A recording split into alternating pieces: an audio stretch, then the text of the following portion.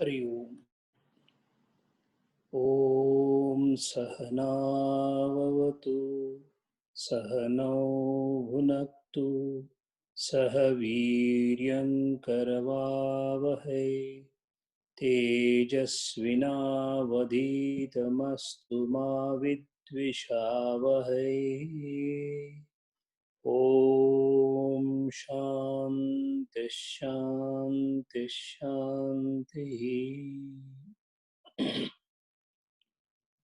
समस्त जनकल्याणि निरतं करुणामयं नमामि चिन्मयं देवं सद्गुरुं ब्रह्मविद्वरम्। ॐ श्री चिन्मय सद्गुरवे नमः।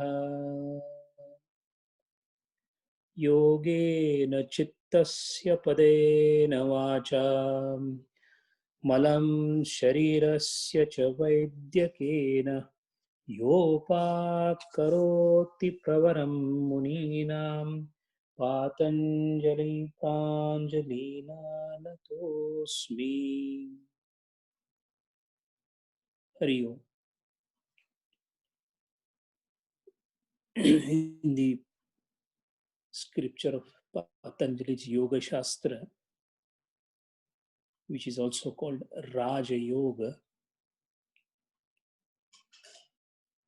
we were trying to decipher how the yogi transcends step by step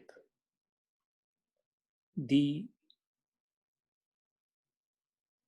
involutionary stages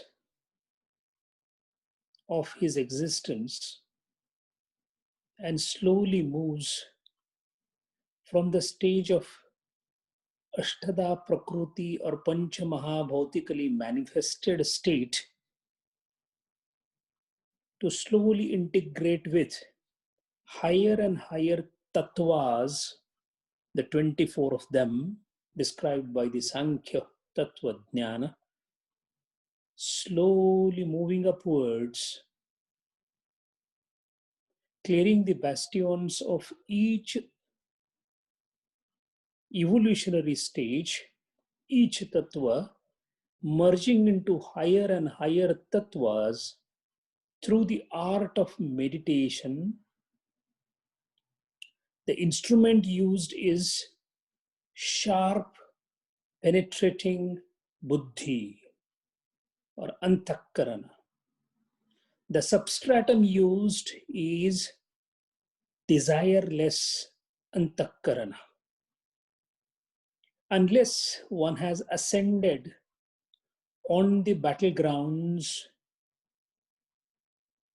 of Vasana Virahita Avastha, the progression is not possible. In other words, only after attaining what is called as Apara Vairagya and the exceedance of Sattva Guna, which itself means penetrating and sharp intellect. With these two instruments, yogi starts his inward journey, the involutionary journey, the journey that slowly transcends 24 tattvas of Sankhyas. As a logical corollary of this involution, his concentration or the object of his concentration slowly moves from very gross to very subtle to something which is beyond subtlety.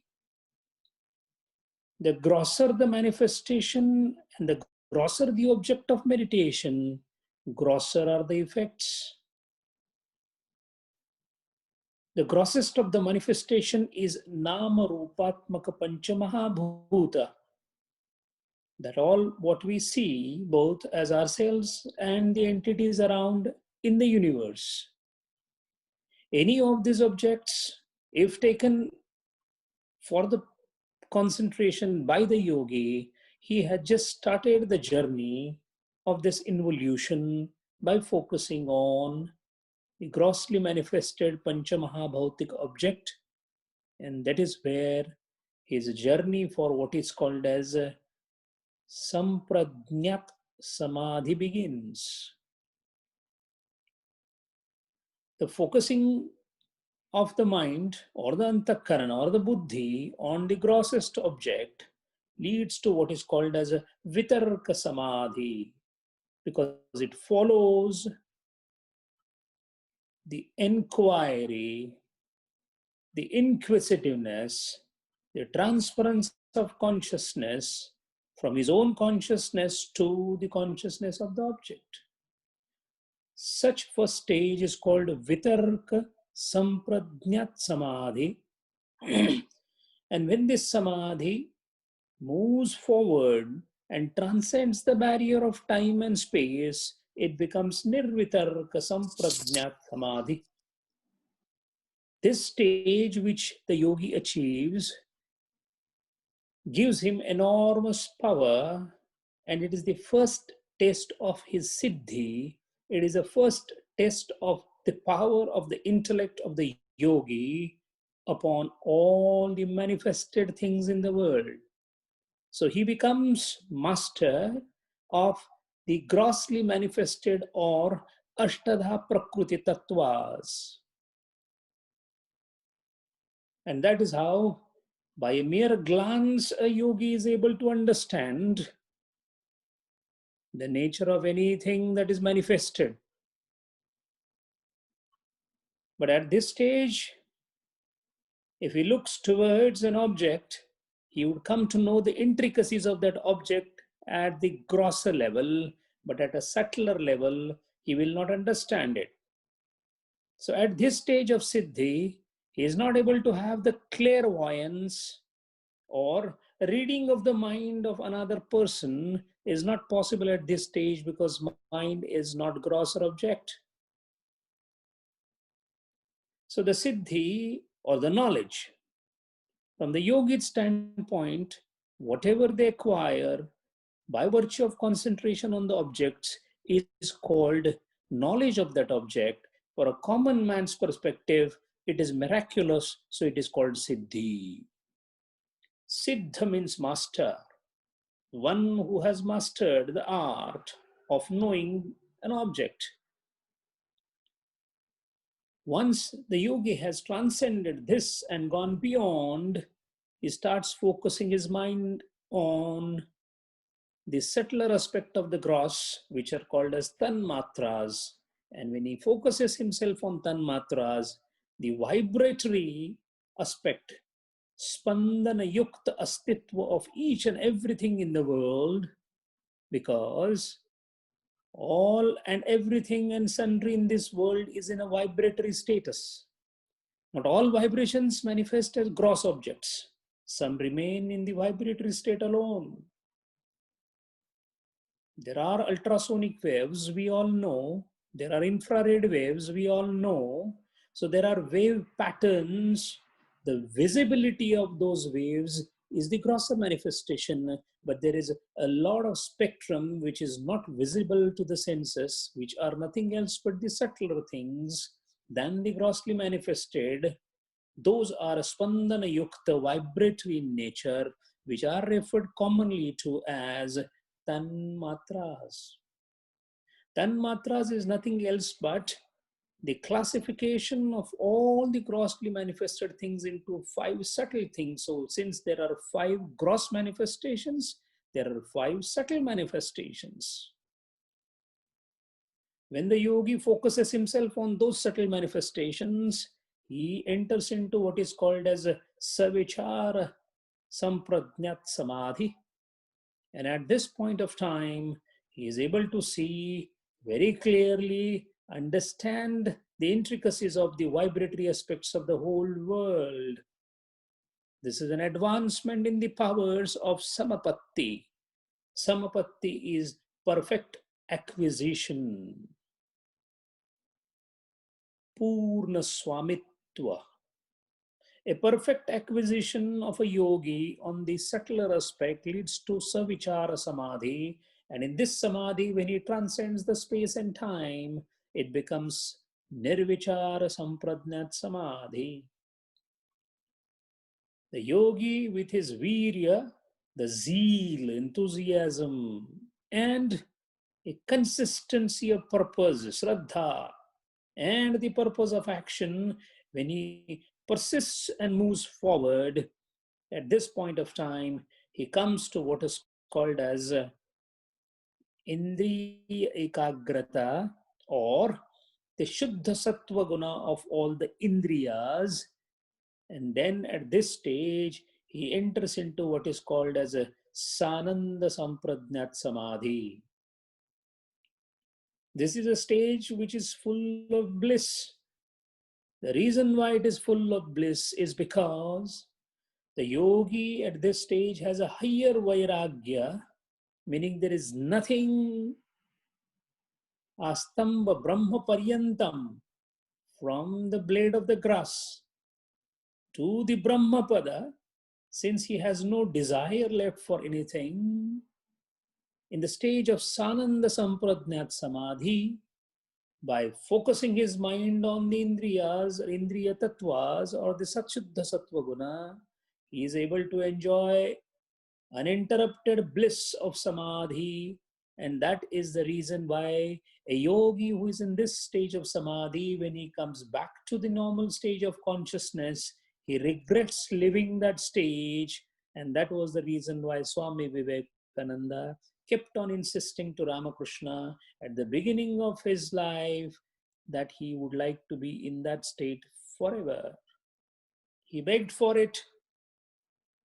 He requested for it. This was the stage, because this Anandam is multiple million times compared to the Anandam that we see in our day-to-day life.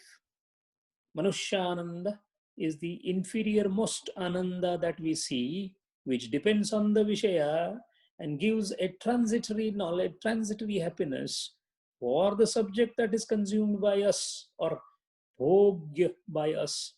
But that upabhogyata is not the happiness cannot be attributed to the subject, but for the momentous concentration that we achieve and chitta vritti laya that happens when we consume anything which is consumable. Because it is transitory and momentous, it keeps changing, so we keep chasing the Vishayas in this world, and our life becomes a miserable journey from Vishaya to Vishaya for the craving of the happiness, which does not lie in the Vishaya, but in the facts of Chitta Vritti Laya that happens during the momentary concentration while consuming the Vishaya. But now the yogi is in a state where there is no Vishaya, but he is basking in the glory, the bliss. And that is why this is called Sananda Sampradnat Samadhi. But from the highest standpoint of view of Samadhi, there is still a Samadhi which is not a very superior Samadhi, because the yogi's mind is still hooked on to the bliss. Hooking on to something is called Salambana. Salambana is dependence on something, holding on to something, catching on to something. Clinging on to something would be a better word. And that is why Sananda Sampradnat Samadhi, the yogi clings on to the Ananda that he gets. No doubt it is a state of a higher yogi. No doubt it is a state which gives enormous amount of bliss. No doubt the yogi intends to dwell in this state for the longer possible time. No doubt when he comes out of this stage, he's very happy. Yet it is a dependence. And Purusha is an independent entity, not dependent on anything. And that is why when he persists further on the concentration exercise or the dhanam, now the object of concentration is buddhi itself. That buddhi gets transcended. Now it is the ahankara which becomes the object of concentration. The ahankara is nothing else but the last bastion where the yogi knows that he is doing the meditation. Now he has come and knocked on the door, of the place where within some time his own existence, so far he was aware that he has been meditating. He was aware of whatever was happening. In fact, he was experiencing whatever was happening. Now that he is going to transcend himself, the meditator transcending the meditator himself is a stage where ahankara laya happens, and such a sampradnyat samadhi is called asmita sampradnyat samadhi. In this samadhi, in the beginning, the yogi is aware that he is meditating, and slowly the awareness that he is meditating, the he goes away, and is meditating remains.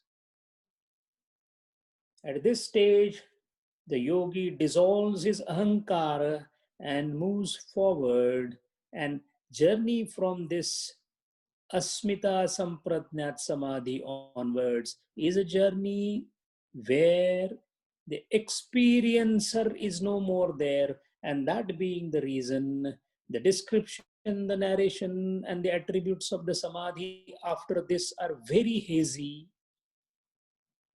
not really available and readily available to us, because an experience can be described, but an experience where there is no experience cannot be described. We all are used to the experience where there is an experiencer who experiences some experience. But after asmita, the yogi enters into a territory where there is something which cannot be called as experience, yet he definitely has a positively feeling or experience of something which cannot be described. That is why the only way to describe that experience is not this, neti neti. In other words, the experience that one gets is within the Brahmanda. One who crosses the Brahmanda, beyond the Brahmanda, there is no experience, yet there is existence. So Sat, Chit, and Anandam is not realized in entirety. So it is a stage that lies in between the Atma Tattvam or the Purusha and the manifested world. And what lies between the Purusha and the manifested world is called Prakriti or Pradhan. It is called Prakriti or Pradhana. Imagine a state where there is Purusha alone, Atma Tattvam alone, nothing has been created. So what will be there? There will be only and only Purusha Tattva everywhere, because the Srushti hasn't begun at all. And then imagine a state where the Srushti has manifested. So we know there are two states. One is a state where there is no Srushti. The Pralaya has happened, or the Srushti has not been made. So the only Purusha is existing everywhere. And then there is a state which we are all aware where the universe has manifested. Between these two states, there is a state where Purusha is about to start the manifestation of universe. This about to start, or the propensity to manifest, or the attitude to manifest, or the potentiality to manifest is called Prakriti. Prakriti is the conjoining thing between the manifested world and the Purusha. It is a small conduit that is there that connects Purusha and the manifested world. So the yogi, when he transcends the last Sampradnyat Samadhi Avastha, which is called as Asmita Sampradnyat Samadhi, enters into this conduit or Prakriti, and if he is Virya Purvak enough, transcends the conduit and then reaches Purusha Tattva. Moment he reaches Purusha Tattva, Purusha Khyati, the progress is over. The Gantavya Sthan has come. The final destination has come. However, we must first remember We have a manifested world. We all are aware of it. We are involved into it. All that is left behind by the yogi and he enters the phase called Sampradnat Samadhi. Takes 4 stages into it, which are Vitarka, Vichara, Ananda, Asmita, and then moves towards Mula Prakriti or Pradhana. From the Pradhana, transcending the Prakriti, he has to reach the Purusha. Once this kaleidoscope of progress that we have discussed so far is clear, it becomes clear to all of us that we move from one stage to other stage. So there could be yogis lying at each stage. There is a yogi at Savitarka Vichara Samadhi. There is a yogi that at Nirvitarka Vichara Samadhi. Must be a yogi at Ananda stage. There must be a yogi at Asmita stage. There must be a yogi beyond Asmita but not yet reaching the Purusha.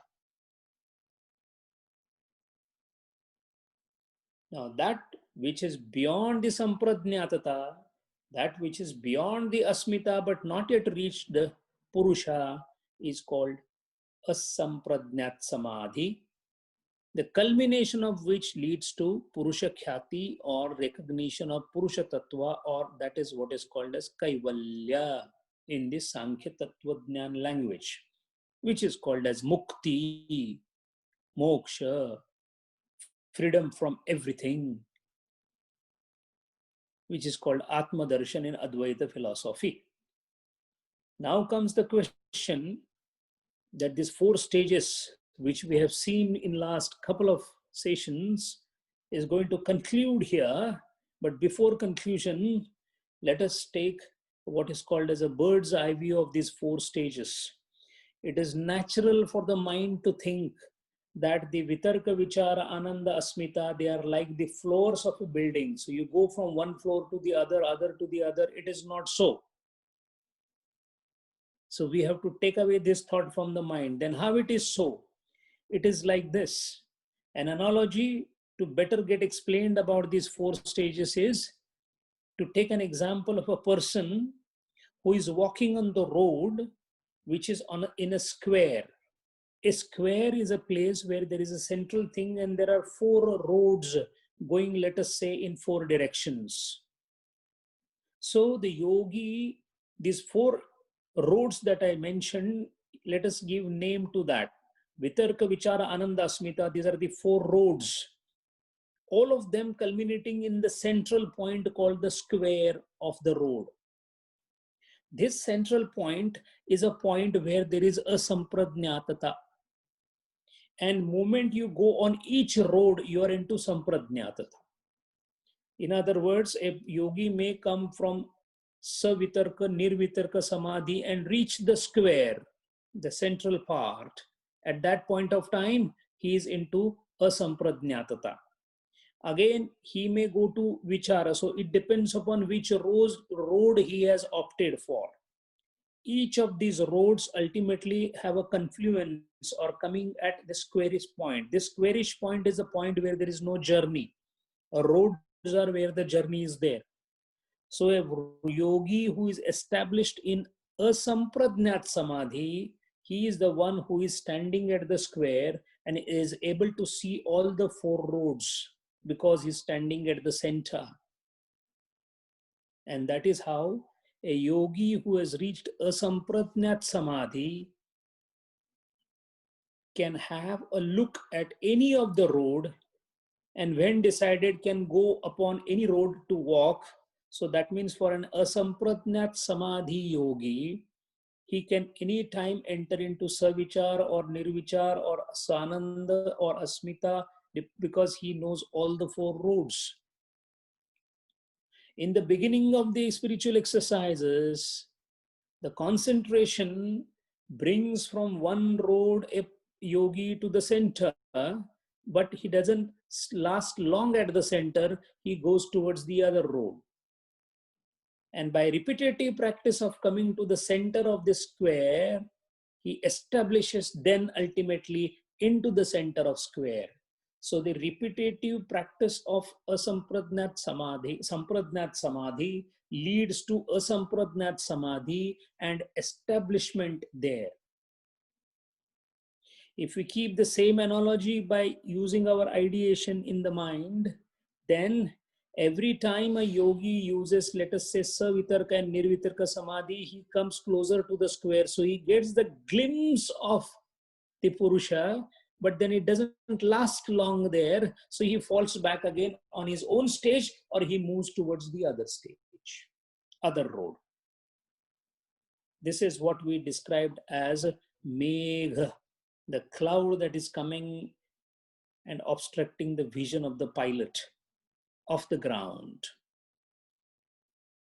So the yogi keeps traversing on each of these roads, again and again coming to the center of the square, trying to establish himself in that. And when that particular try that he does succeeds, he enters into what is called as permanent or stability in the asampradnat samadhi, which is also called nirbija samadhi. The reason why he doesn't stay there for a long time in the beginning is because he still has the samskaras, and the samskaras pull him back from that square, from that neutral central asampradnat point. And that is why these samskaras, when they are there, when he comes to the square but doesn't last long there, is called sabija samadhi. When he comes to the center of the square and lasts forever there, it is called nirbija samadhi. Now you all may ask that a person who is having a vairagya, what samskaras are we talking about? Mind well, the samskaras are of the impressions or the experiences that we have had in our life. The yogi might have developed a vairagya, but not apara vairagya. He is still in apara vairagya. In apara vairagya state, the samskar of even the samadhi, for example, in the beginning, he's trying to focus his mind on what? On the gross manifestation. That itself is an experience. That also leaves the samskar. Then he moves forward and tries to focus on the vibratory aspect or the tanmatras. That also leaves samskar. I meditated and I experienced this, however good and sattvic that may be, that also leaves a residue or samskar.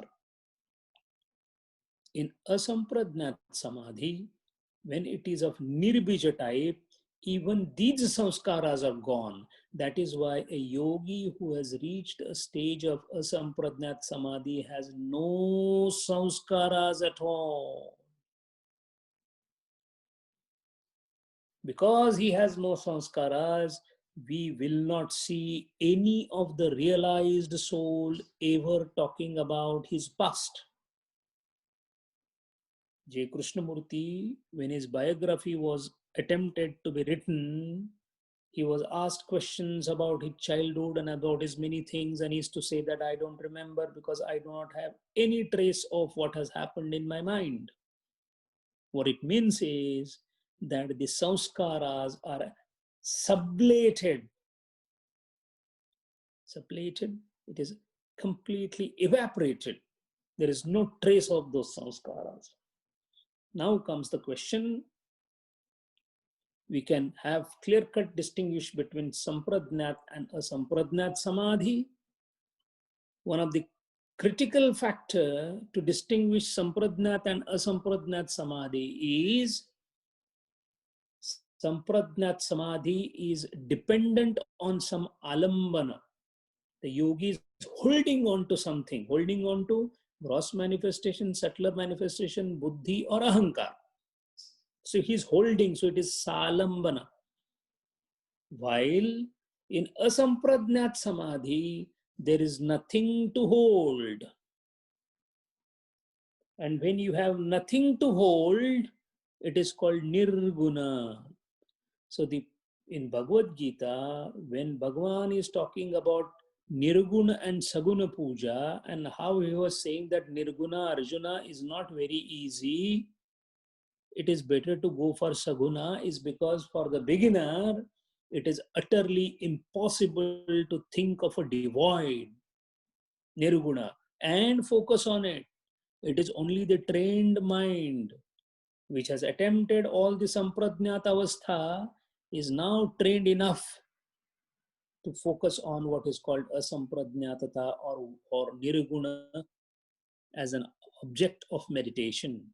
So this is a niralambana, alambana virahita, without any support, the yogi is focusing. If you ask a yogi, what are you focusing on? He would say, on nothing. If you ask him a question, nothing means, are you focusing on void? He would say, not even that. It is even difficult to imagine. So what is something so difficult to imagine? Imagine how difficult it must be to focus on that. That requires enormous amount of preparation on the part of the yogi. So the Ansampradnyata Samadhi is a progression of the one who has attempted Sampradnyat Samadhi repetitively. Mind well, all this we are describing in one session, but this to happen, it takes multiple births. It is a slow process whereby the sadhaka has to accumulate the sattva guna, complete the chitta shuddhi. With the sattva guna, the intellect becomes more and more purified. A more and more purified, sharp and penetrating intellect is the basic prerequisites. He has to exhaust all his vasanas as much as possible. Exhaustion of vasanas lead to no new vasanas coming in your way. This helps in developing the vairagya. If the vairagyam is developed of a very high order, then only a person who is viveki, that is shuddha sattva guna yukta, sharp and penetrating intellect coupled with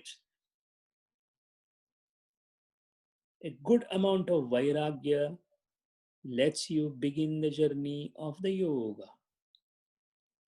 Then such a yogi, with the sheer dint of his effort and faith in his guru, he keeps on pursuing and putting the pressure on his progress so that he moves from vitarka to vichara to ananda to asmita, and then he enters a sampradnyatata, where again he tries his level best to be steady there for a longer and longer duration of time. And that is why for this longer and longer duration, what is required is called paravairagya. When we are talking about focusing the mind on nirguna, nirguna focusing is possible only when there is paravairagya. What it means is, when you have absolutely no interest whatsoever in this world, dehadi brahma paryante yanitye bhoga vastuni ihamutra falabhoga viraga. When you have absolutely no interest whatsoever in anything that is existing in this world, including Brahmapada, that is the time, because you are not interested into anything that is in this world, you are able to keep your mind away from anything in this world. That means all the creation is thrown away from the mind. When you throw away all the creation from your mind, which is the highest state of vairagya, that is the time you can think of something which is other than the world. And something which is other than the manifested is itself nirguna. That is how paravairagya and the focusing on nirguna are correlated.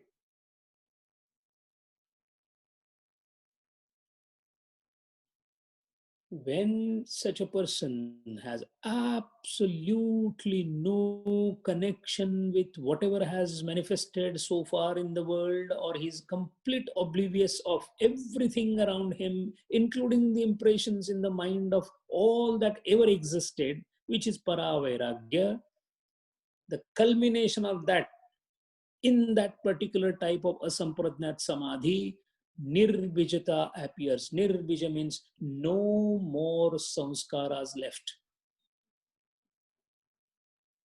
Mind well, yogas chitta vritti nirodha is the definition that we saw. But when there are no vrittis in the chitta, when there are no vrittis in the chitta, you are still can be aware of the chitta. There are two types of awarenesses. One awareness is the vritti or the changes that happen in the chitta, which we all know. And the second is there are no vrittis in the chitta, but I am aware of the chitta. This awareness of chitta also is lost in nirbija samadhi. So that is why at asampradnyata level, the yogi tries to move from nirbija, sabija to nirbija. Sabija means some samskaras are still left. Nirbija means all the samskaras are gone. And nirbija asampradnyat samadhi is the ultimate samadhi, because that is where vairagya reaches the culmination called para vairagya. And then there is a purusha khyati. Once the purusha khyati is there at the culmination of asampradnyat nirbija samadhi, then there is no coming back. Now the yogi is established. Because it is such an arduous journey, the gods also keep propitiating the yogi. Now comes the question, a yogi who has reached to the level of sampradnyatata and then crossed it to move to asampradnyatata and hasn't reached the purusha, what happens to them?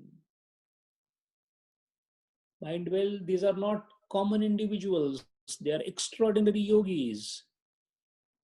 So what if they have not reached the highest pinnacle of purusha khyati yet? They are the mountaineers of the highest scale. They have not yet reached the peak. Fair enough. But they cannot be equated with those who are on the ground. And that is why these people, these yogis who have achieved the heights, based on their heights, they are pujaniya, vandaniya to us. And then this pujaniyata keeps on increasing. The adorability of these yogis, the patrata of these yogis, the higher and higher as you see, they move higher and higher. Now let us imagine a yogi who has gone beyond sampradnyatata and is at the level of asampradnyatata, but he has not reached the purusha khyati or the atma tattvam. At this stage, suppose he dies, what happens to him? And that is precisely the subject of bhav pratyayo videha prakriti layanam, the 19th sutra. Asampradnyatata has been described in 18th sutra. The sutra is virama pratyaya abhyasa purvaha samskara shesho anyaha. The meaning of that is virama pratyaya. Virama pratyaya is experience. Pratyaya is the experience of the contents of the chitta. Virama pratyaya, there are no contents left in the chitta. Virama pratyaya is no experience, the state of nil experience. How it is achieved? Abhyasa purvaha. In other words, what abhyas the asampradnyat samadhi person will do? Of the sampradnyat samadhi. So previously he was in sampradnyat samadhi, he kept on studying further, abhyasa purva, then he will enter into what is called as virama pratyaya. Because pratyaya was there, experience was there in the first 4 stages of sampradnyat samadhi. What was the experience? Experience of ananda, the experience of asmita. So there was an experience there. When the experience itself dwindles away, which is virama pratyaya, and when it is done with study and steady progress, abhyasa purva, samskara shesho anyaha. What is samskara shesho anyaha? It is an important word. What Patanjali Maharaj is trying to say is the one who has entered into the field of asampradnyat samadhi, he has no experience of any kind. However, the samskara shesha, there is a samskara which is a shesha. What is that samskara? The samskar of the meditating object that he has done. For example, if he is focusing on indriyas, I am focusing on indriyas, this samskar remains. because that also has to be dissolved. Then if he is focusing on asmita, I'm focusing on asmita, that sanskar remains as he moves forward. And in Nirbija Samadhi, all these sanskaras are gone. That is why if you ask a yogi, as a part of knowledge, he may describe all the stages. However, when it comes to description or describing the stages in Asampradnat Samadhi, there is no way that can be described. One of the biggest and the best experiment that was done, with the grace of God, it happened only in case of Ramakrishna Paramahamsa, who was approached by his disciples. Ramakrishna was an avatar. He was yogi par excellence. So when he was asked that, Maharaj, what happens when you go into a Sampradnyat Avastha and Sampradnyat Avastha? Can you explain it to us? Ramakrishna was gracious and kind enough to tell them that, okay, I will attempt a Samadhi. So great was the master that he could command the Samadhi at his order. So he told all his disciples to note down as he speaks. And then he started going into the Samadhi. He started speaking simultaneously, a very difficult feat to achieve. You are concentrating at the same time you are describing. This cannot happen unless you are an avatar. Ramakrishna Paramahamsa did it. On one hand, he was slowly ascending the different planes of consciousness, which we described in Sampradnyat Samadhi. He was relating that to the Kundalini. Kundalini is a process, but it also goes through the same stages that we have just discussed. So when he described the first 4 stages of the Sampradnyat Samadhi, the disciples could write it down, and after that, there was no speech. At Asampradnyata Samadhi Avastha, none of the organs work because there is no experiencer who can describe these experiences. They are bizarre, they are foggy, they are blur. They cannot be described in the words of common people. So that is why he could not describe it, and he went into the upper avastha and remained in that avastha. All the disciples kept waiting, and after about an hour or so, when he descended down from the state of samadhi, he asked a question, could you write down something? And the disciple said, Sir, Maharaj, you could describe in the beginning and thereafter you stopped speaking. So great was the Mahatma that he said, okay, I will attempt it again. And this thing was repeated 3 times. A rare feat that can be seen in this world, achieved only by the masters of the caliber of Ramakrishna Paramahamsa. So high and so big he was as a Mahatma, it is undescribable. This has never happened earlier. We do not see any reference of this kind anywhere. But Ramakrishna, who was definitely an embodiment of Rama and Krishna both, was able to do this experiment and showed to his disciples. But the fact remained that none of those could write anything beyond Sampradnyata Samadhi Avastha level.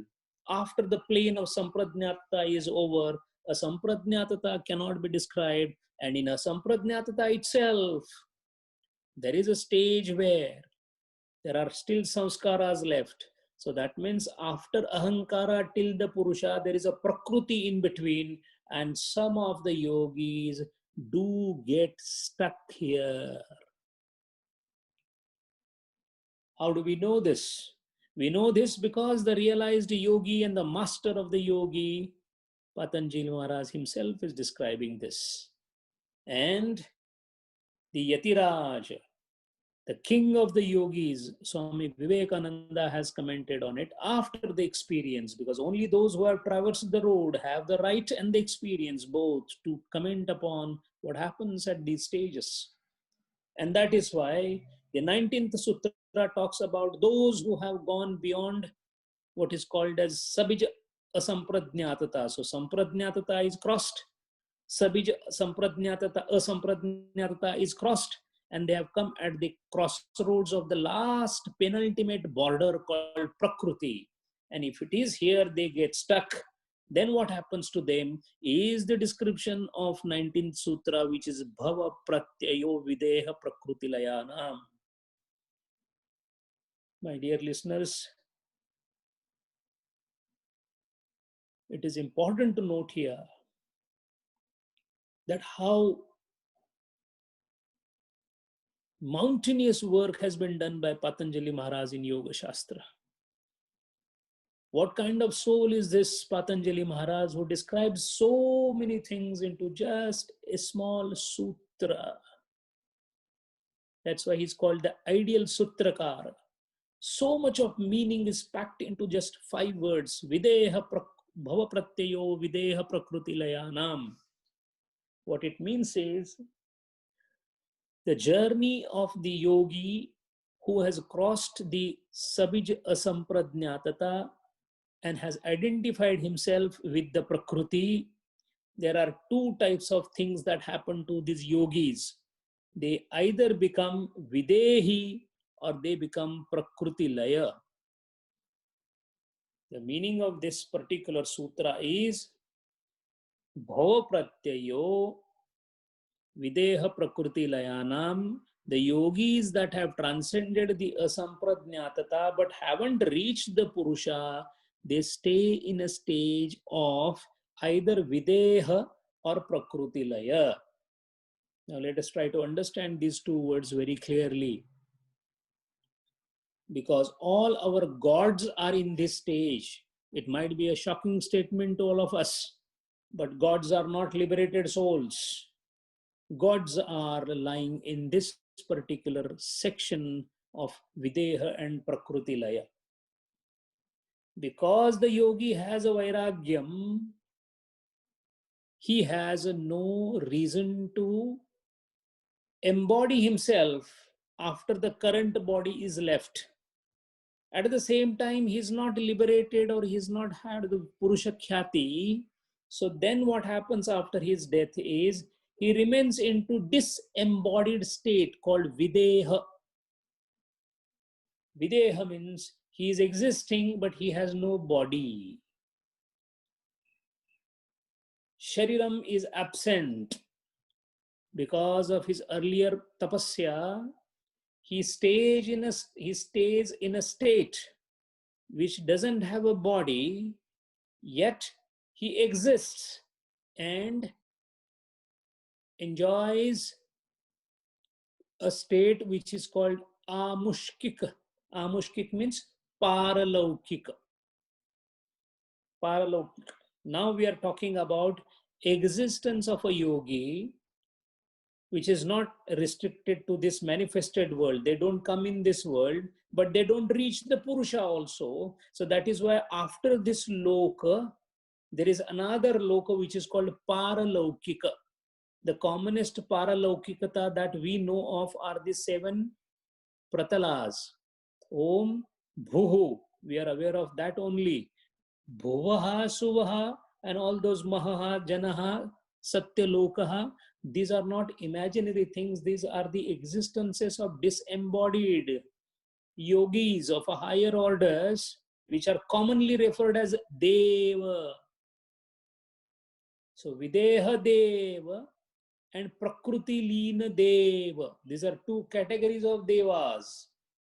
This is a stage that is achieved by a yogi in case he casts off his body while attempting to transcend the asampradnyatata towards the Purusha Tattva, but has failed to do it. In such a case, because he has already reached asampradnyatata, he has siddhis, he has mastered many parts of the universe, not the whole universe, but many parts of the universe. So that means he is master of parts of the universe, and the masters of the parts of the universe are called devas. That is why we see gods being given certain specific functionalities. We all know somebody creates, somebody maintains, somebody dissolves. Somebody gives vidya, somebody gives sampatti. These are sectional divisions of the roles played by the different deities or devas who control the part of the manifested universe Depending upon which part they control, that particular god is given nama bhidana to that extent. And because the yogis who have not yet reached the stage of purusha khyati, but have accomplished certain feats of having the mastery on the parts of the universe, they become what is called as the devas. And such devas are nothing else but they are the ones who do not have a body, so they are called videha deva. So videha deva is one stage, a yogi which has gone little beyond that and which is more closer to the Purusha, but still not seen the Purusha, but very close. They are called as Prakruti Leena Deva. Prakruti Leena Deva are the yogis who have mastered not only the section of the universe, but the entire universe, but haven't yet reached the Purusha. So they merge with the Prakruti, remain in the Prakruti for umpteen times till the pralaya, and after the pralaya they merge with the Purusha. They are called Prakrutilina Devas.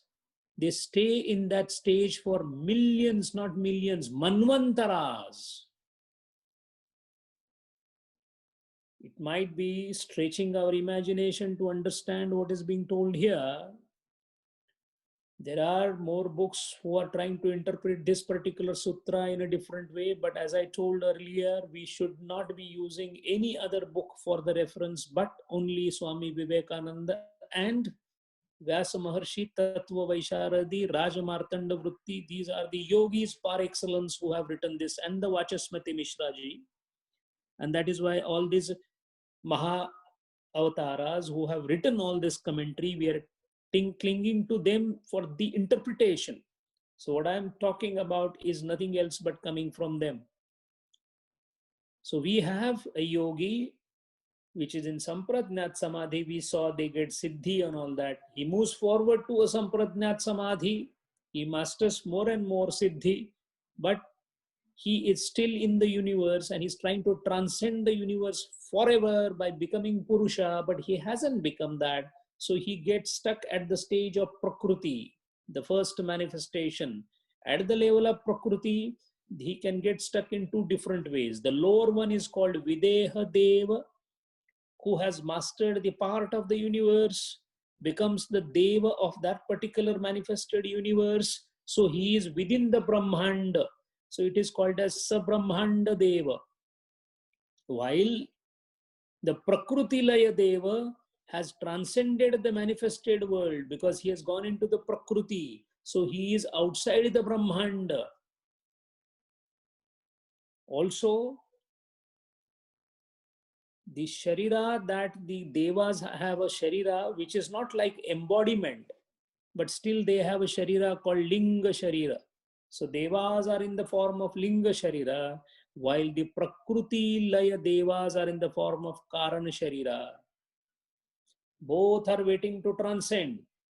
In case of Videha Deva, after they enjoy the tenure of their power of manifestation, where they officiate as Devas, after they finish the tenure in the sense, they can come back and will be reborn.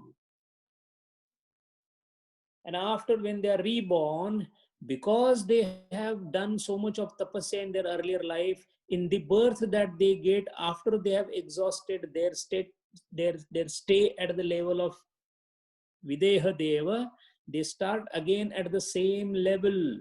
In Bhagavad Gita, when Bhagavan says that yoga bhrashta starts again at the same stage, he's pointing here. It's not a simple meaning. So when they come back, they are born as advanced yogis. That's why we see some of the yogis, they're born in so and so family, and at the age of 7 itself, they start doing something to reach the ultimate culmination. That is because they have already done all those. These are punyatmas. These are devas called Videha Deva. So Videha Devas are born again because they are within the Brahmanda, and then in the further births they get. That is why Swami Vivekananda says, the birth of a human being is a priceless act because even Devas have to be reborn to get liberated. This is the meaning of what he is trying to say. Because they are within the Brahmanda, The Prakruti Leena Devas are beyond the Brahmanda, so they are not reborn. They stay in that stage for a very, very long time. How long? Long means till the end of the Pralaya. And from there, they merge with the Purusha Tattva. They are never reborn. So, Bhava Pratyayo Videha Prakruti Layanam. So, we have two meanings of what is called as the Videha and Prakruti Laya. Now, it may sound difficult to comprehend. It might be slightly shocking to know that so-called gods are meant here and not beyond. There is something beyond that. Let us understand one thing. We all are aware of Paralaukikata being mentioned in the Vedas. Everyone is aware of Swarga. Swarga has been mentioned umpteen number of times in the Vedas. But nobody has mentioned, or not, there is not much description about Devatvata and Prakruti Leenata. So, the granthas where this is mentioned are basically Sankhya Karika, Sankhya Sutra, Yoga Sutra, and Yoga Bhashya. These are 4 books where at least a passing reference has been made to these stages. However, the elaborate explanation of these stages is found in Vayu Purana. We all have a habit or a tendency to discard Puranas as some mythological stories, but mind well, Puranas are included in Dwadasha Vidyasthana. The reason being, Puranas do have Lakshanarthika, Arthavaditvat, deep philosophy. And in Vayu Purana, there is a sutra, there is a mantra which says, Dasha manvantarani hatishtanti indriya chintakaha. It looks very simple statement, but the meaning of this is Dasha manvantara. One manvantara, you know, is how many millions of years. Dasha manvantarani tishtanti indriya chintakaha. Indriya chintak means who? Indriya chintak we already saw. Indriya chintak means the one who is doing sananda sampradnatata. Bhautikastu shatam purna. Bhautik means the one we are, people like us, they only live for 100 years. Bhautikastu shatam purna. Sahastram tu abhimanikaha. Abhimanikaha means the one who is trying to sahastra. Sahastra means not only 1,000. Sahastra manvantara. Abhimanika means asmita. The one who is doing asmita asampradnat, he lives that longer. Bauddha dasha sahasrani tishtanti vigata jwaraha. Purna shata sahasram tu tishtati avyakta chintakaha. Avyakta chintak means the one who is Prakruti Laya. Avyakta is Prakruti. That unmanifested is nothing else but Avyakta, Asambhuta, Prakruti. Purna shata sahasram. Purna shata sahasram means entire 100,000 Dashaman Manvantaras he stays. That means he stays till the Pralaya. Nirgunam Purusham Prapya Kala Sankhya na Vidyate. Only the one who has reached the stage of Purusha or Purusha Khyati, for him there is no counting possible because he is beyond the time forever. This is the reference of Vayu Purana upon which Vyasa Maharshi, not the Vyasa Maharshi, we are talking of Vyasa Maharshi who has written Bhashyam on Patanjali Yoga Sitra, Rajamartanda Vritti, Vachaspati Mishra, Tato Vaisharadi, all have taken reference to this particular sutra and has spoken that in the Paralaukika, that means the one which is not on this ground, beyond this terrestrial existence, the Alaukika, Paralaukika, Alaukika is Purusha. So there is Laukika, our existence, Paralaukika, beyond our existence, and Alaukika, beyond the lokas, which is the Purusha Khyati or Atma Darshanam. 3 stages. In that Paralaukika, there are 4 things that are described in Vedas, of which we are aware of. Swarga Prapti, Jyotishtama Phala, Yajna Phalam is Swarga Prapti. Then we have Swarga Rajya, that is the next loka. Swarga Rajya, Vajapeya Yajna Phalam is Swarga Rajya. Beyond that, Devatva Prapti. Videha paschat devatva prapti. This is that videha in this sutra that we are talking. Beyond that is prakruti linata. That is prakruti linata namaka devatva prapti. So there are four different paralaukik existence. One is Swarga Prapti, Swarga Rajya, Devatva Prapti. All these three, after they finish their existence in that level, they do get reborn and they then move forward. But in case of Prakruti Linata, they are there at Paralaukita, they don't come back. From there only they move and ultimately merge in Purusha, but at the end of Pralaya. Gurudeva has described this in a couple of places. It has come as a passing reference. He has talked about the Sadhya Mukti and Krama Mukti in some commentaries in Bhagavad Gita somewhere, where he is referring to this.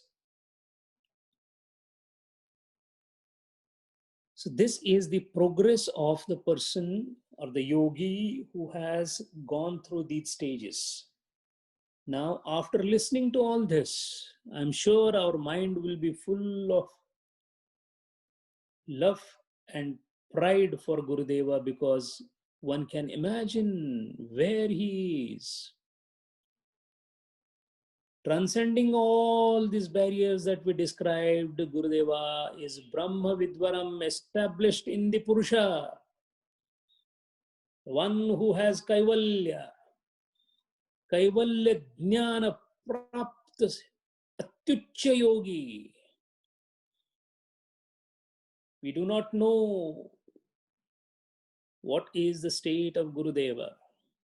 To know state of Gurudeva itself is a tremendous amount of exercise on your mind. And mind well, we do not get such highly accomplished yogis in our life again and again. Gurudeva is beyond gods. Gurudeva is beyond Panchamahabhuta. Gurudeva is beyond Tanmatra. Gurudeva is beyond all the Hiranyagarbha, the Buddhis put together. Gurudeva is beyond Ahankara. Gurudeva is beyond Prakruti. Gurudeva is one which has Purusha Khyati Digantavyasthanam. From that standpoint, this accomplished yogi came down for the sake of us, just out of compassion, and spent all his life like a sandalwood, giving the fragrance of the Gita Yajna to all of us for so many years. Gurudeva is a kaleidoscope. Depending upon one's ability, one can comprehend who he is. If you are at a lower level, you can only see the glimpse of the mountain. If you have started climbing the mountain, if you're a sadhaka, your head will bow in reverence as we move upwards, as you come to know what Gurudeva is, what Vivekananda is, what Ramakrishna is, what Bhagavan Krishna is. And that is where we realize how small we are, how despicable we are, how a non-entity we are. But all this helps in understanding our position, in understanding our ignorance, and thus it then helps us. It prompts us, it encourages us, it instills enthusiasm in us to study further. Sahana bhavatu, sahaviryam karavavahe. We all come together to understand the state of these yogis, so that we push ourselves with great grit, viryam, and the faith, Shraddha, so that we understand and mind well. So far we are trying to attempt to what is called as Paroksha Jnanam. We have not experienced anything. We are just trying to see what others have experienced. Even that becomes so difficult for the buddhi to handle. It is because our buddhi is devoid of sattva guna that is required for such sadhana. So let us pray to these great souls like Gurudeva that please bestow upon us all that is required for our buddhi to become purified, the chitta to become purified, the buddhi to become sattva guna pariposha prayukta, so that I may get this sharp and penetrating intellect to understand the state of a yogi, and I shall myself then embark upon the journey of becoming an yogi. Let me become a Vairagya Purnata of excellence. All that with the grace of Guru, with the grace of God, with the grace of our own good deeds, Sattva Gunatmaka Karma, and then only we shall be able to understand what Patanjali Maharaj is trying to point at. It's an arduous journey. Kshurasya dhara nishitaya durgamas tatha kavayo vadanti. Now we understand why into the Nachiketa, Yamadharma was trying to give him the lordship. He said, I shall give you the lordship. That is why the second boon itself was about Nachiketa Agni Vidya. Nachiketa Agni Vidya was the Vidya which was about to give him the godness or the God's post. But the God's post, in fact, Nachiketa very indirectly hints to Yamadeva also that Yamadeva, even your post is temporary. You shall be there till the dissolution, till the pralaya. So you are not the one who can be even craved for. Your position also is, even though you are a god, you are a Dharmaraja. What it means is he is referring to this, what is called as Prakruti Leena Deva and Videha Deva. So both these, although they are Devas, they are not desirable because Devas are to be transcended.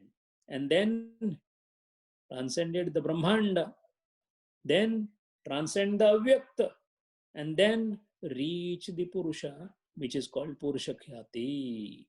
Hari Om. Om Purnamada Purnamidam Purnat Purnam Udachyate Purnasya Purnamadaya Purnameva Vashishyate. Om Shanti Shanti Shanti. Hari Om Shri Gurubhyo Namaha. Hari Om.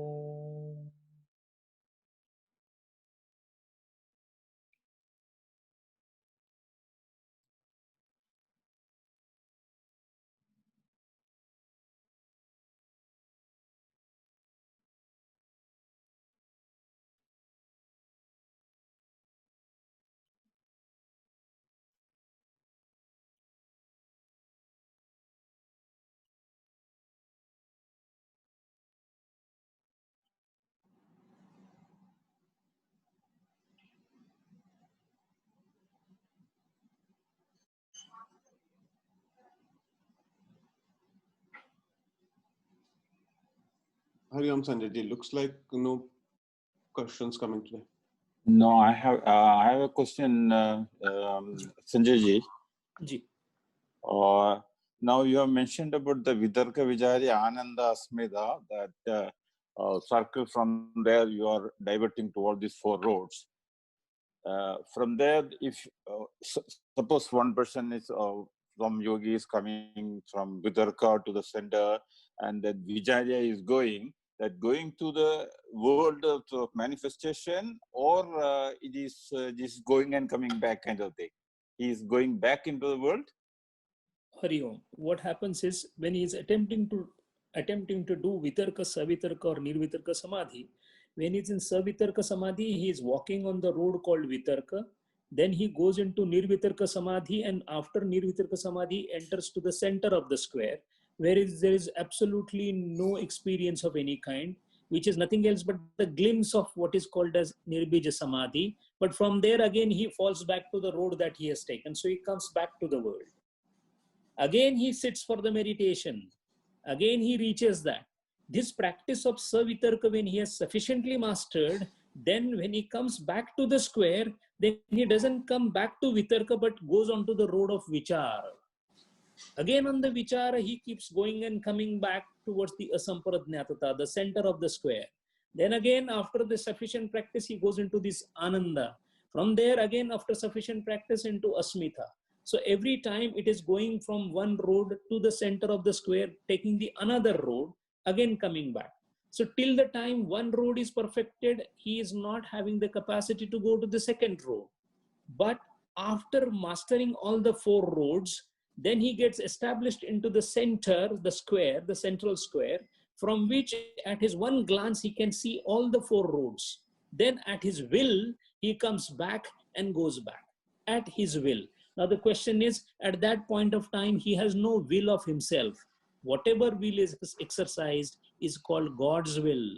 So he comes down thereafter at divine will. And that is why everything that happens of a yogi after a Sampradnat Samadhi is by God's wish. So nothing goes wrong. No word coming from his mouth ever comes false. Satya Vachana, because it's God's word. That's why when an accomplished yogi is around, do listen to him what he says. Why? Because whatever he says is nothing else but God's word. Nothing goes false or there is no lie coming, because this is Sampurna Paravairagya Avastha. That is why take any book, take any utterance of Gurudeva, you will never find contradiction. You will never find any iota of also falsity into it, because it is divine will. Yeah, that is absolutely true. But when Vivekananda jumped into the sea and went for meditation on the rock, what was the stage? He was in this, mastered this Vidarka Vijaya Ananda Yes. Smita. Then only Yes. he is jumping Yes. into this.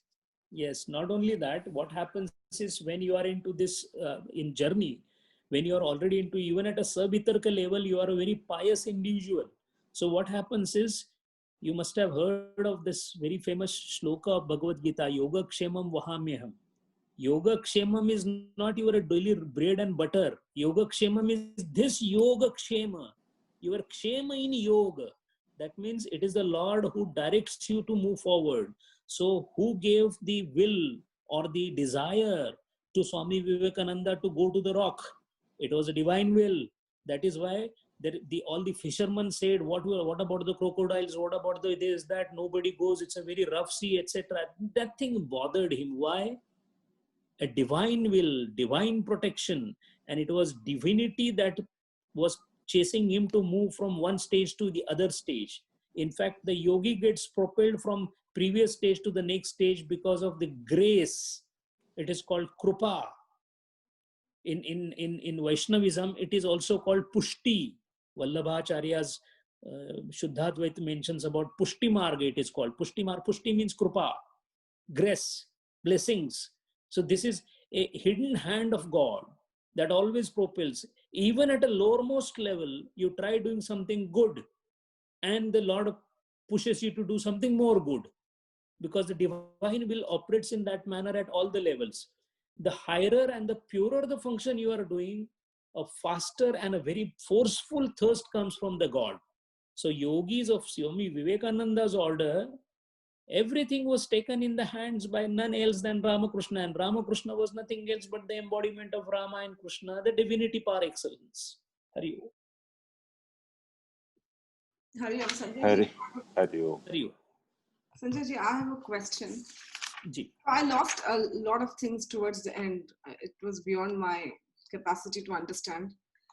You spoke this word pralaya you speak about. So you said that pralaya, the person who is in that state stays there for a lot of time. And then you speak about Gurudev. So Gurudev was 12 years with Swami Tapovanji. I can't remember. I don't know. But so he passed the stage of, here you're talking about millions of years, and then he's reached that stage. So what is pralaya then? Pralaya is dissolution of the creative process of Lord. Now let us say on the Brahman, we all know from Advaita point, if you see that the Maya created everything from the Mula Maya, or if you see Sankhya, Prakriti created everything from the Mula Prakriti. Because this creation is compared to a web that is thrown from the mouth of a spider, the spider takes the web back into the mouth. So if you take this analogy, the world has to end sometimes, because the creation has to end, depends upon the God's will. When the creation is ended, all that is created goes into bija form. That is called as pralaya. Even the Brahma is dissolved that time, because Brahma's tenure is over. Till the time again the Srushti comes back, there is a lull, which is called as Yoga Nidra of Vishnu. These are the words that are used. So what happens is, when the world is completely ending, the universe, the creation is at the end, when the pralaya is happened, prakarshena layati iti pralayaha, that means a permanent and final dissolution. At that point of time, those yogis which have remained with the Prakruti, at this time, since they are not to be born again, they are dissolved, in the sense they become one with the Purusha. So this happens to certain yogis which are stuck at penultimate stage at the Prakruti level. Gurudeva was the person of such an excellence that in the living life itself, he had transcended even this stage. So he was, and Tapovan Maharaj and Shivananda Maharaj, these are the entities who have already touched the Purusha. So they are anyway beyond anything. So they are not subject to the creation, they are not subject to the dissolution, because they are one with Brahma, Brahma Vidvaram. Brahma Vidvaram, one who knows, with is to know, one who knows Brahman. This is precisely Purusha Khyati. Khyati means to know, one who knows Purusha. So Gurudeva was beyond Prakruti and ultimately reached the ultimate stage. What we discussed is about penultimate stage yogis, the one just beyond, just before the Purusha. That is why they have all the experience exactly like the Purusha, but just before. Just before. We are going to see that again in detail in the next session. Hari Om. Sanjay ji, so this pralaya stage is not the years, it's the stage of mind, is it? No, I understand. the pralaya are of different types. What pralaya that I described is the Srushti pralaya, but there is a pralaya, the one like Gurudeva, because he transcended the mind and the mind got dissolved for him, that is also called pralaya. But the difference between these two pralayas is, here it is a voluntarily done pralaya by the yogi so that he can reach Purusha, while the other one is the pralaya done by the God, the controller of the universe, for his own sake, which takes, in terms of human life, manvantaras, that is millions and billions of years. But in case of a yogi, the same pralaya happens, because ultimately what is pralaya? Pralaya means no creation. So no creation, you can wait till everything gets dissolved by the God, or you can dissolve it yourself. Dissolving it yourself is manolaya or manopralaya. And this is what Gurudeva calls suicide of the mind. And this suicide of the mind itself means pralaya. Hari. Do we have time for questions? Yes, please. Yes, please. Okay.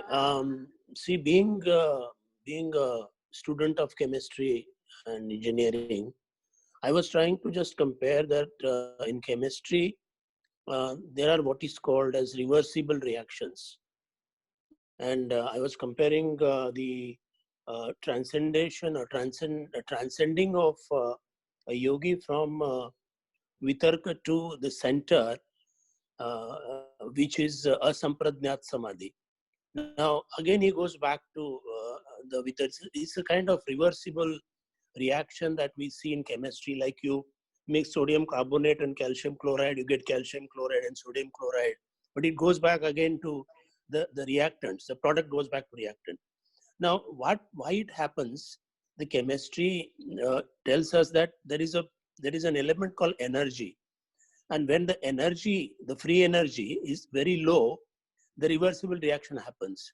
Or if you take out one of the products from the reactants, when they go to the products, one of the products if we take out, then it becomes an irreversible reaction. Now, I was trying to just compare that when a yogi transcends from Vitarka to Asampradnyat at the center, what is that is taken out that finally when he reaches the Asampradnyat stage, when he transcends all these four, from let's say from Asmita, he moves to Nirbija. That stage it doesn't become a reversible reaction, I guess.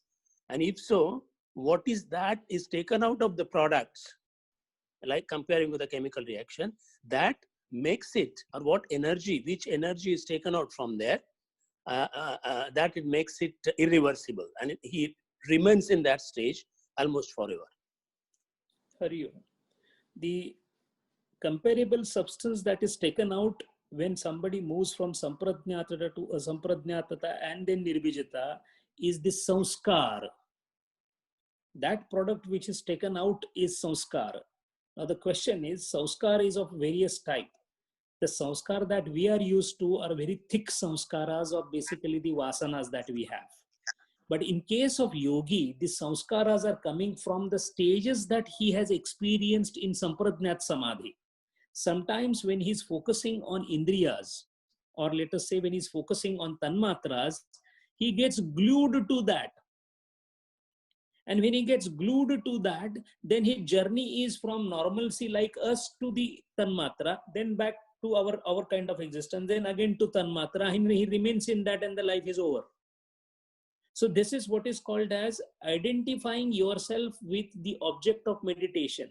Every time when you identify with the object of meditation, one needs to realize that that object, although I have identified with it, is not the ultimate object. It is a penultimate object. I have to go beyond that.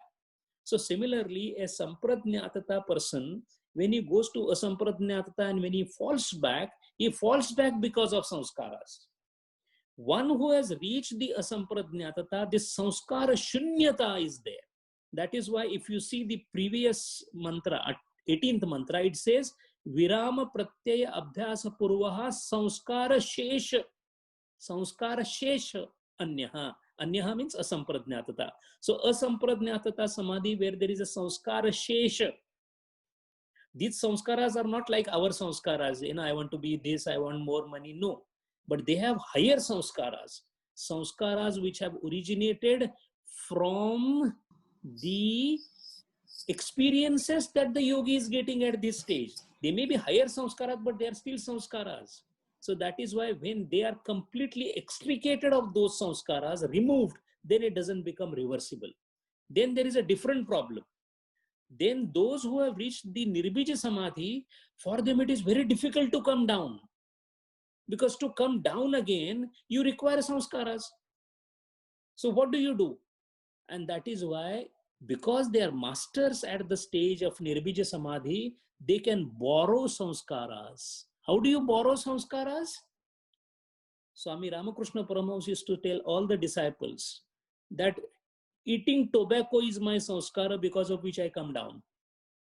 Because somebody asked him, Ki Maharaj, you are a yogi and how can you eat tobacco? He said, you should be thankful to the tobacco because I am able to talk to you simply because I can descend down because of tobacco.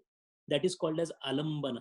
Alambana is deliberately implanted sanskaras from that stage to come down. So see, there are two problems. People like us, difficult to reach to that stage, and the realized ones, isiliye, that is the reason why we always thank God that you send the saintly people to us. In fact, Jnaneshwar Maharaj could speak.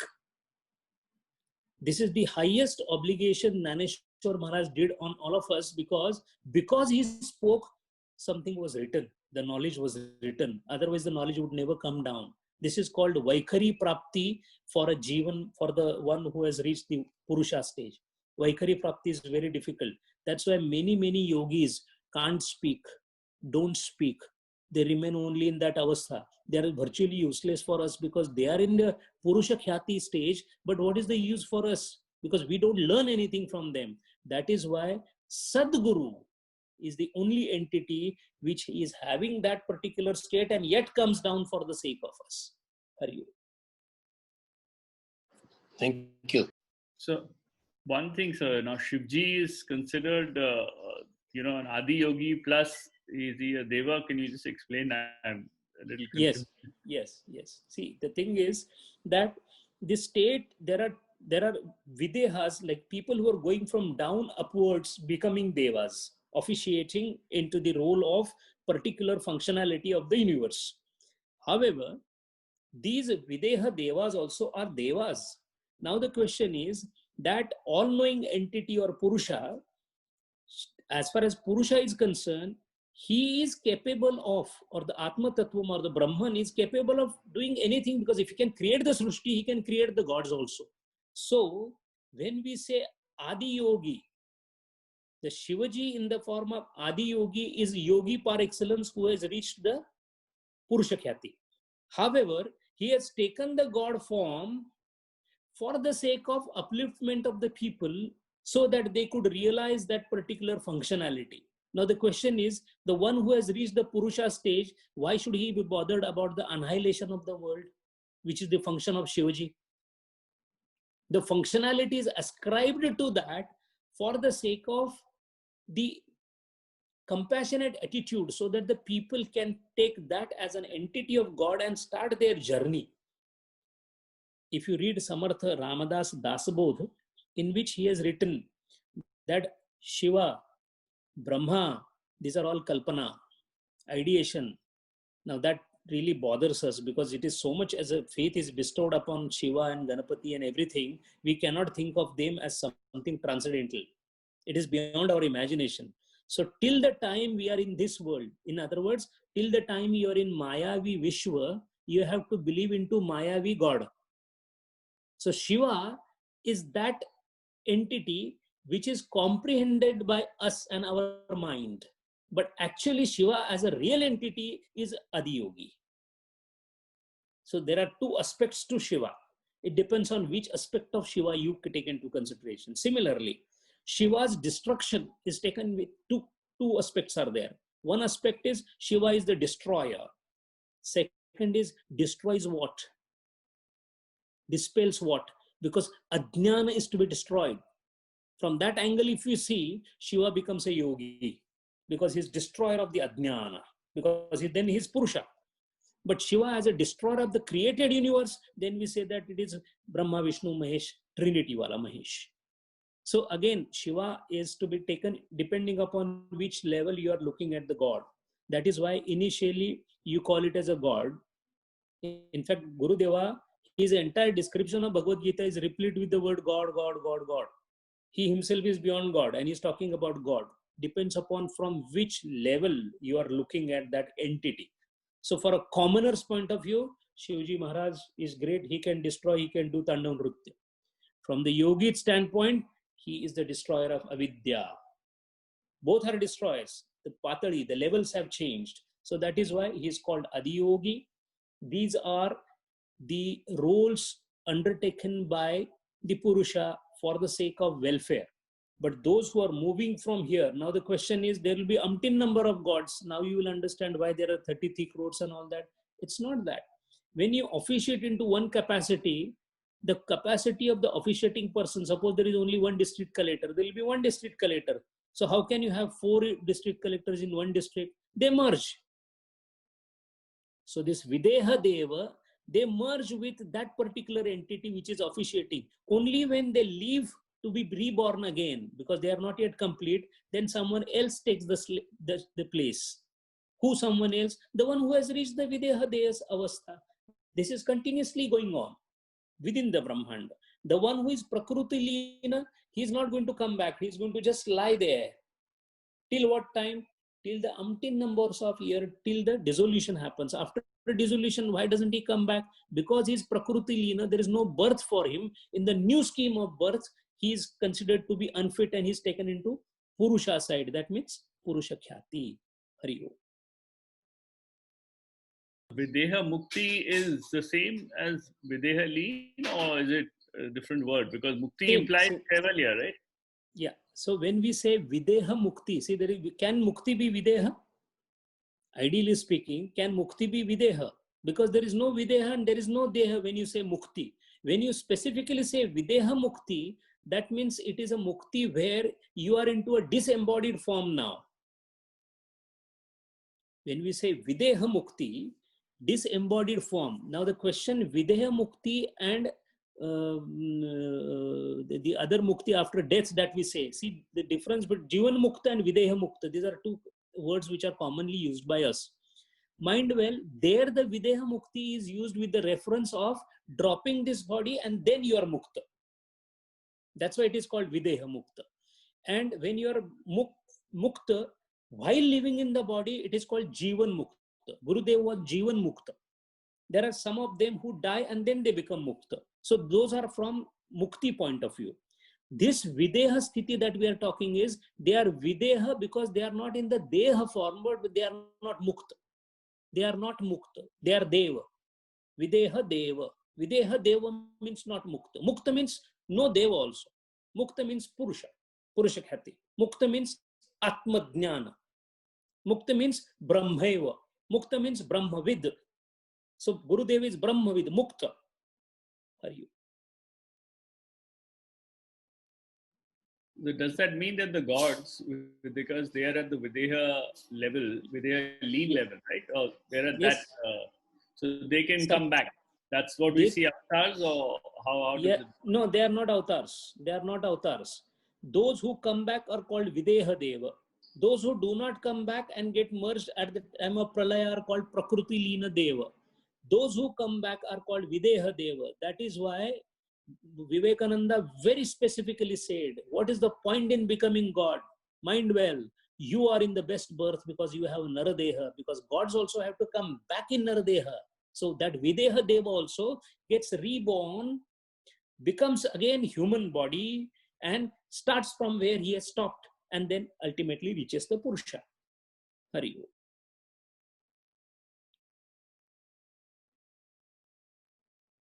We are going to see in the next session again something more on this Videha Deva and Prakruti Leena Deva. We are going to see little more detail so that we clearly understand Sampradnyatata, Asampradnyatata and Kaivalya, Purusha. The stage between Asampradnyatata and Kaivalya, which is Prakruti stage, which is divided into this Videha and Prakruti Leena. We are going to see little more detail into this so that we have no doubts left in the mind. Hari Om.